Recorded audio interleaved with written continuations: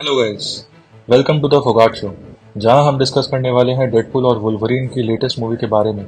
आप में से बहुत लोगों ने अभी तक मूवी देख ली होगी और मैं बहुत एक्साइटेड हूं मूवी के एंडिंग और पोस्ट क्रेडिट सीन के बारे में बात करने के लिए।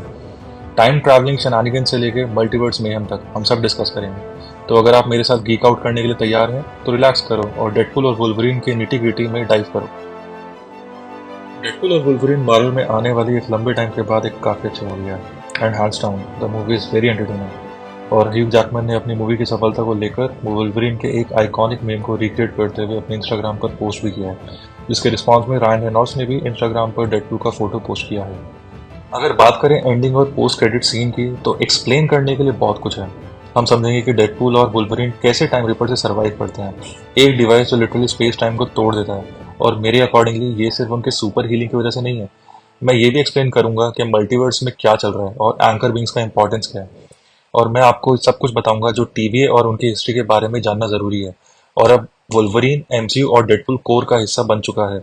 इसका मल्टीवर्स सागा के फ्यूचर के लिए क्या मतलब है? पहले आखिरी बैटल से शुरू करते हैं, क्योंकि डेडपूल और वुल्वरीन किसी तरह सरवाइव करते हैं एक ऐसे डिवाइस से जो यूनिवर्सेस को श्रेड कर देता है। और ये आप जितना इंपॉर्टेंट सोच रहे हैं उससे भी ज़्यादा इंपॉर्टेंट है। तो मेन विलेन कैसेंड्रा नोवा हर यूनिवर्स को मल्टीवर्स में डिस्ट्रॉय करना चाहती थी, टाइम रिपर का यूज़ करके। टाइम रिपर एक ऐसा डिवाइस है जो यूनिवर्सेस को इरेज कर देता है, और ये एक दूसरे विलन मिस्टर पैराडॉक्स और टाइम वेरियंस अथॉरिटी ने बनाया था। टाइम वेरियंस अथॉरिटी एक ब्यूरोक्रेटिक ऑर्गेनाइजेशन है जो मल्टीवर्स को देखते हैं और कंट्रोल करते हैं। मैं जानता हूँ आपके पास टीवी के बारे में बहुत सारे सवाल होंगे, और मैं सब कुछ एक्सप्लेन करूंगा जो आपको उनके बारे में जानना चाहिए। तो टाइम रिपर मैटर और एंटी मैटर एनर्जीज को यूज करके रियलिटी को श्रेड मतलब उसके टुकड़े कर देता है। टाइम रिपर को रोकने के लिए पैराडॉक्स हमारे हीरोज को एक सॉल्यूशन बताता है, जिसमें उन्हें मैटर और एंटी मैटर के बीच में एक ब्रिज को एस्टैब्लिश करना पड़ेगा, जिसकी हेल्प से मैटर और एंटी मैटर की एनर्जीज वायलेंटली एक दूसरे को कैंसिल आउट कर देंगी। डेडपुल अपने यूनिवर्स को बचाने के लिए अपनी जान भी दांव पर लगा देता है। लेकिन इस मूवी का नाम डेडपुल और वुल्वरीन है, जो एक टीम अप मूवी है। तो वुल्वरीन भैया कैसे पीछे रहने वाले थे? ये दोनों मिलकर सफल होते हैं और फॉक्स यूनिवर्स को बचा लेते हैं। और कुछ पल के लिए लगता है कि शायद दोनों मर गए हैं, लेकिन किसी तरह उनकी कंबाइंड हीलिंग पावर्स उन्हें बचा लेती हैं। तो क्वेश्चन उठता है कि ये दोनों बचे कैसे? सबसे आसान एक्सप्लेनेशन है कि ये दोनों के पास रिजेनरेटिव एबिलिटीज हैं, जिसका यूज करके ये दोनों अपने आप को हील करते हैं। तो जब वुल्वरीन और डेडपूल मिलकर टाइम रिपर को रोकने की कोशिश करते हैं तो उनका मैटर अनरावल हो जाता है, और मॉलिक्यूलर लेवल पर उनकी हीलिंग एबिलिटीज उन्हें रीजनरेट कर देती है जब यूनिवर्स का अनरावलिंग रुक जाता है। मूवी में हमें एक और नया कंसेप्ट बताया गया है जो मुझे लगता है कि मार्वल के आने वाली फ्यूचर मूवीज के लिए काफी इंपॉर्टेंट रोल प्ले करेगा, और वो कंसेप्ट है मल्टीवर्सल एंकर्स का। जब पैराडॉक्स डेडपूल को टीवी लाता है तो वो उसको बताता है कि डेडपूल का यूनिवर्स खत्म होने वाला है। फॉक्स यूनिवर्स मर रहा है क्योंकि उसने अपना एंकर खो दिया है, जो लोगन मूवी में वुल्वरीन था। हर यूनिवर्स का एक एंकर होता है, एक खास इंसान जो टाइमलाइन को एंकर करता है। और अगर वो इंसान मर जाए तो यूनिवर्स बिखरने लगता है, या कहें तो धीरे धीरे खत्म होने लगता है। लोगन का वुल्वरीन फॉक्स यूनिवर्स का एंकर था। और हाँ, सारे फॉक्स एक्समैन मूवीज एक ही यूनिवर्स में होती हैं। फॉक्स कंटिन्यूटी के अकॉर्डिंगली लोगन फ्यूचर 2029 में टेक प्लेस करती है। लेकिन जब एक यूनिवर्स का एंकर मर जाता है तो उसका असर टाइम और स्पेस में पहले ही दिखने लगता है। इसलिए ये मैटर नहीं करता कि लोगन फ्यूचर में मरा था, उसकी डेथ से पूरा टाइमलाइन एक साथ गिरने लगता है। लेकिन यूनिवर्सेस को मरने में बहुत टाइम लगता है, और पैराडॉक्स चाहता है कि ये प्रोसेस जल्दी हो। इसीलिए पैराडॉक्स टाइम रिपर का यूज करता है, एक मशीन जो यूनिवर्सेस को मरने पर मजबूर कर देती है। हम मूवी में हंटर B-15 से मिलते हैं, जो अब टीवीए की टॉप रैंकिंग मेंबर बन गई है। इनको हमने आखिरी बार लोकी की सीरीज में देखा था। वो रिवील करती है कि फॉक्स यूनिवर्स ने टाइम लिविंग सर्वाइव किया और अब उसका नया एंकर भी है। पर मूवी ये क्लियर नहीं करती कि नया एंकर कौन है। यूनिवर्स रिस्टोर होने के बाद लोगन फिर से इस रियलिटी का एंकर हो सकता है। मूवी की स्टार्टिंग में पैराडॉक्स डेडपूल को ऑफर करता है कि वो अर्थ 616 ज्वाइन करे, जो मेन एमसीयू कंटिन्यूटी है। पैराडॉक्स डेडपूल को बताता है कि टीवी हायर अप्स ने डेडपूल को चुना है क्योंकि वो स्पेशल है और फ्यूचर मल्टीवर्स में उसका एक बहुत इंपॉर्टेंट रोल है। ये किसी तरह सीक्रेट टाइमलाइन के एवेंजिंग से रिलेटेड है। टीवी को फ्यूचर का सब पता है। एक्चुअली लोकी टाइम के एंड पर बैठा है और उसे हर मोमेंट सबके टाइमलाइन में दिखता है। मैं एक्सप्लेन करूंगा कि लोकी कैसे इस जॉब पर आया, पर लोकी को पता है कि मल्टीवर्स कैसे खत्म होता है, और टीवी को भी कुछ होने वाला है मल्टीवर्स में, कुछ क्राइसिस, और डेडपूल एक मल्टीवर्सल हीरो होगा जो इस क्राइसिस को रोकने में हेल्प करेगा। डेडपूल ने मूवी के एंड में जो सेक्रीफाइस किया, शायद वो फॉक्स यूनिवर्स का नया एंकर बन गया हो। डेडपूल और वुल्वरीन के कंबाइंड एंकर एनर्जी से वो टाइम रिपिंग को झेल गए। एमसीयू के नेक्सस बीइंग्स के कॉमिक्स वर्जन जैसे। नेक्सस बीइंग्स वो होते हैं जो अपने यूनिवर्स का एंकर होते हैं। उनके पास कॉस्मिक और मैजिकल एनर्जीज का पावर होता है टाइमलाइन को बदलने का। स्कारलेट विच कॉमिक्स में अर्थ 616 की नेक्सस बीइंग है। नेक्सस बीइंग्स मल्टीवर्स में हर यूनिवर्स की स्टेबिलिटी के लिए बहुत इंपॉर्टेंट रोल प्ले करते हैं। एंकर्स एमसीयू में भी नेक्सस बीइंग जैसे रोल प्ले करते हैं। इसी वजह से लोगन डेज ऑफ फ्यूचर पास्ट में टाइमलाइन को रीराइट कर पाता है। एमसीयू में ऐसा नहीं होता है। जैसा अगर आप पास्ट में ट्रैवल करते हो तो वो पास्ट आपका फ्यूचर बन जाता है और आपका पहले वाला प्रेजेंट पास्ट बन जाता है, जो आपका फ्यूचर अब नहीं बदल सकता। मेरी थ्योरी है कि जब डेडपूल और वुल्वरीन को टाइम रिपर से इरेज किया जा रहा था, मैटर और एंटी मैटर एनर्जीज ने एक सिंगुलैरिटी और प्रोबेबिलिटी बनाया, जहां डेडपूल ने समहाउ फॉक्स यूनिवर्स का एंकर रोल ले लिया और उस सिंगुलैरिटी के अंदर वो एंकर एनर्जी नए वुल्वरीन में हार्नेस हो गई। इनकी कंबाइंड एंकर एनर्जीज ने टाइमलाइन को रीराइट किया और एंटी मैटर एनर्जी को झेलकर टाइमलाइन को बचा लिया। सबसे बड़ा सवाल है कि अब क्या होगा जब नए वुल्वरीन वेरिएंट ने डेडपूल के यूनिवर्स को ज्वाइन कर लिया। फॉक्स यूनिवर्स बचाने के बाद नया वुल्वरीन X-23 के साथ डेडपूल के यूनिवर्स को ज्वाइन करता है। मल्टीवर्स सागा के कारण Hugh Jackman future MCU movies में डेडपूल के साथ जरूर देखने को मिलेंगे। डिज्नी अब उन्हें वापस लाया तो जैसा डेडपूल का कहना है, ह्यू जैकमैन वुल्वरीन का रोल जब तक प्ले करते रहेंगे जब तक वो 90 के नहीं हो जाते। अब सवाल आता है कि ओरिजिनल लोगन का क्या। ये मूवी लोगन इवेंट से पहले होती है जो फ्यूचर टाइमलाइन है, तो थियोरेटिकली ओरिजिनल वुल्वरीन डेडपूल के प्रेजेंट में अभी भी जिंदा है। तो क्या इस मूवी के एंड में ओरिजिनल लोगन को इरेज कर दिया या दो वुल्वरीन वेरिएंट्स हैं फॉक्स टाइमलाइन में?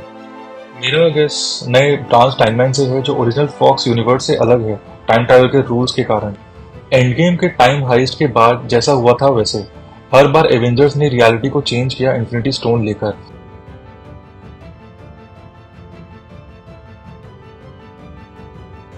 खबरों के माने तो ह्यू जैकमैन वुल्वरीन के रूप में हमें जल्द ही वापस दिखेंगे और ज्वाइन करेंगे एवेंजर्स डूम्सडे और एवेंजर्स सीक्रेट वॉर्स को। अब बात करें अगर टीवी की, तो टीवी का एक बहुत ही क्रूशियल रोल है इस मूवी में और फ्यूचर मल्टीवर्स सागा में भी बहुत ही इंपॉर्टेंट होगा। अब टीवी है क्या?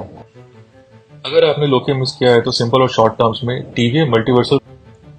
बहुत पहले एक मल्टीवर्सल वॉर हुई थी जो कैंग वेरिएंट्स ने शुरू की थी। इस वॉर ने ऑलमोस्ट मल्टीवर्स को डिस्ट्रॉय कर दिया था। एक कैंग, जिसको हम ही हू रिमेन्स के नाम से जानते हैं, ने सब वेरिएंट्स और उनकी यूनिवर्सेस को इरेज कर दिया पर्पल स्पेस क्लाउड मॉन्स्टर अलायत को वेपन बना के। अलायत का जन्म उस वक्त हुआ जब मल्टीवर्स के अंदर एक वॉर चल रहा था। वॉर के दौरान स्पेस टाइम में कुछ टीयर्स हुए जिससे अलायत का जन्म हुआ। अलायत एक बड़ा पर्पल क्लाउड जैसा दिखाई देता है जो सब कुछ कंज्यूम कर लेता है। ही हू रिमेन्स ने अलायत को हार्नेस करके वॉर जीता। तब से अलायत प्रून वेरिएंट्स को वॉइड में कंज्यूम करता है। टीवी जब भी किसी वेरिएंट को इरेज या प्रून करता है तो वो वेरिएंट मरते नहीं हैं बल्कि वो वॉइड में चले जाते हैं। ही हू रिमेन्स ने वॉर जीतकर कुछ यूनिवर्सेस को आइसोलेट किया जो न्यू सीक्रेट टाइमलाइन बनी। शो लोकी के अकॉर्डिंग इन्फिनिटी सागा इस टाइमलाइन पर हुई थी। हम मूवी में सीक्रेट टाइमलाइन का जिक्र सुनते हैं। अर्थ 616 सीक्रेट टाइमलाइन के मेन यूनिवर्सेस में से एक था और मल्टीवर्स में टीवी अर्थ 616 को प्रोटेक्ट कर रही है। ये इसलिए हो सकता है क्योंकि मल्टीवर्स इस एक टाइमलाइन से ब्रांच हुआ है, तो ये जैसे central nexus point of reality है। टीवी सीक्रेट टाइमलाइन को एनफोर्स करने और कोई भी वेरिएंट यूनिवर्सेस को प्रून करने के लिए बनी थी जो ब्रांच हो सकती थी। तो प्रूनिंग क्या है? प्रूनिंग का मतलब है कि एक वेरिएंट या टाइमलाइन को स्पेस टाइम से इरेज कर देना। जो चीज पैराडॉक्स मूवी में टाइम रिपर से करना चाहता है वो टीवी के ओल्ड मैनेजमेंट के अंडर स्टैंडर्ड प्रैक्टिस थी। क्या आपको एवेंजर्स एंड गेम में होने वाली टाइम हाइस्ट याद है जब लोकी टेसरेक्ट के साथ भाग जाता है? तो वो लोकी को टीवी ने पकड़ लिया था और फिर उसको जजेस चैम्बर्स में ले आए। आखिर में लोकी के वेरिएंट सिल्वी ने ही हू रिमेन्स को हरा दिया और उसे मार दिया, जिसकी वजह से सीक्रेट टाइमलाइन एक नए मल्टीवर्स में अनरेवल हो जाती है। और ये बुरा है क्योंकि ही हू रिमेन्स के मुताबिक कैंग वेरिएंट्स वापस आएंगे, एक और मल्टीवर्स वॉर स्टार्ट करेंगे और रियलिटी खत्म हो जाएगी। पर ही हू रिमेन्स ने एक फेल से बनाया था जो सारे नए ब्रांचेस को इरेज करना शुरू कर देता है। सीक्रेट टाइमलाइन को रिस्टोर करता है तो लोकी अल्टीमेट सैक्रिफाइस करता है और नए मल्टीवर्स को जिंदगी देकर अब वो एंड ऑफ टाइम पर बैठा है, मल्टीवर्स को पावर और अब्सॉर्ब करते हुए हमेशा के लिए।